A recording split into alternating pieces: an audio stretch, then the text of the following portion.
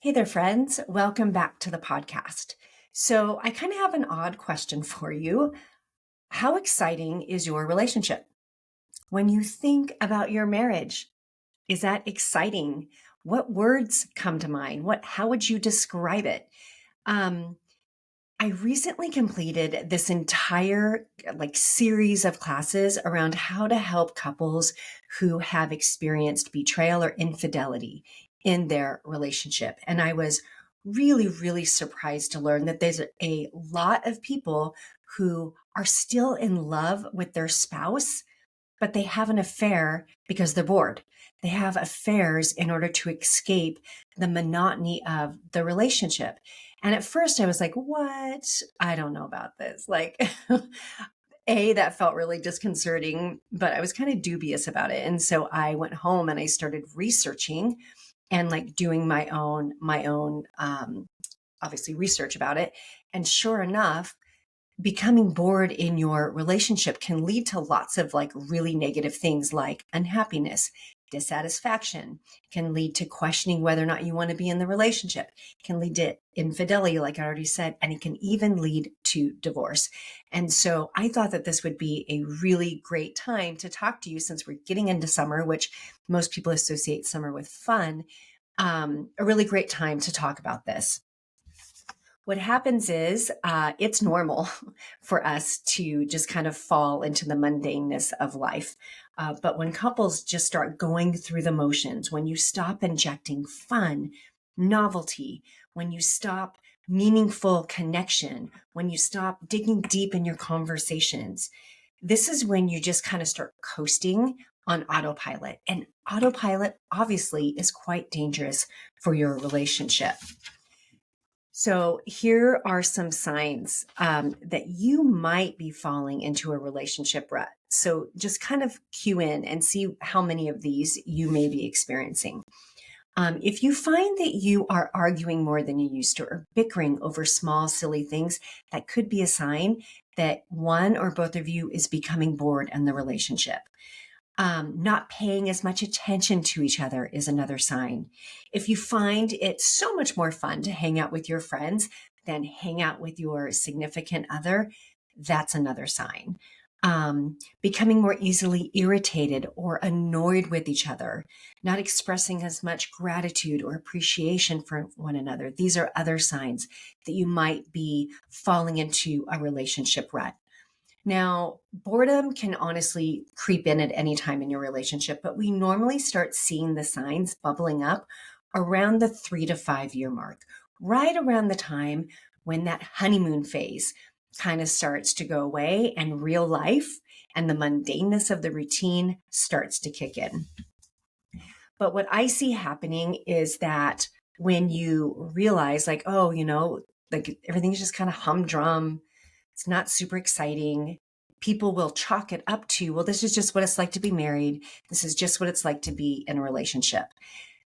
And of course, yes and no. Yes, because that's normal. But no, our brains crave that novelty and that newness. And that's what keeps life and the relationship exciting. And so when that happens, that's your sign, that's your cue that you need to do something to mix it up. My rule of thumb is that if there are things that you used to do in your relationship, like let's say you used to watch a certain show or binge watch a whole series of shows or have a really fun, favorite takeout night. If those things you used to look forward to are no longer fun for you, now they're just like another thing to check off your list.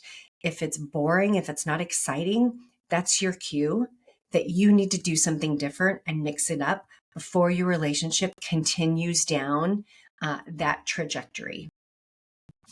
So I think that, it's important to note that you don't need to have this big, huge, dramatic overhaul. Like, you don't have to be like, hey, let's go jump out of an airplane together, unless that's your thing. But to be honest with you, the couples that I know in my life, if that, those types of things are the thing, they are not bored in their relationships. But my point here is that you don't have to do something super extreme. It can be small, silly things to shake up your usual Friday or Saturday night. I know that coming up with new things to do can be challenging for a lot of us.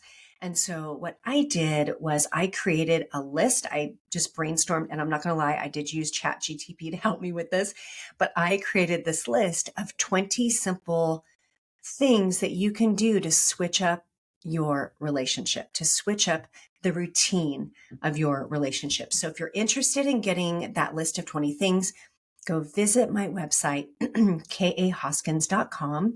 It's under the freebie tab, and you just have to fill out that form, and then you will receive an email with the list. If you don't receive the email, then I would suggest looking in your promotions or your spam folder. But in addition to that list, I have other suggestions for you. Number one, you really need to make an effort to continue to challenge yourself individually, personally. You need to be continuing to learn and to grow and to try new things by yourself. This is going to keep you much more engaged in life. At least I hate being bored, and not being bored helps me enjoy my life a lot more. And it also gives you and your spouse or your partner new fun things to talk about. The second suggestion is to the two of you go and do new things together. Take a class together. Try a new hobby. It doesn't matter if you like it or not. If you do it once or twice and you don't like it, then fine, go switch it up and do something different. The point is to experience new things together. And like I already said, shake up your usual Friday or Saturday night. Grab that list. You can also think back to things that you used to do that you no longer do. Try that again. Maybe go revisit some of the places that you used to go, or maybe you used to play softball or volleyball, or used to go to the beach and you're not doing that anymore. Revisit those things. That will really help you. I think it's fun. I think a great suggestion is to play hooky. So have both of you. I'm not going to advocate calling in sick, but maybe you take a personal day and you go do something totally random on a Thursday together. Just that one little thing can literally help your relationship over the next couple of months. The third suggestion is to stay connected to your friends, to your friendships, not just individually, but as a couple.